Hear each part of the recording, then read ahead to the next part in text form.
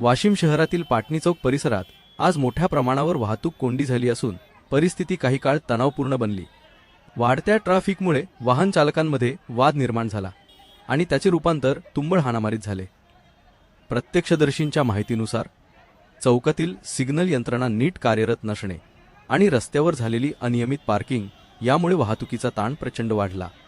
याच दरम्यान काही वाहन चालकांनी पुढे जाण्याच्या प्रयत्नात एकमेकांशी वाद घातला। काही मिनिटांतच हा वाद चिघळून धक्काबुक्की व मारहाणीपर्यंत पोहोचला। घटनेची माहिती मिळताच स्थानिक पोलीस घटनास्थळी दाखल झाले। पोलिसांनी तत्काळ हस्तक्षेप करून परिस्थिती नियंत्रणात आणली व जमाव पांगवला।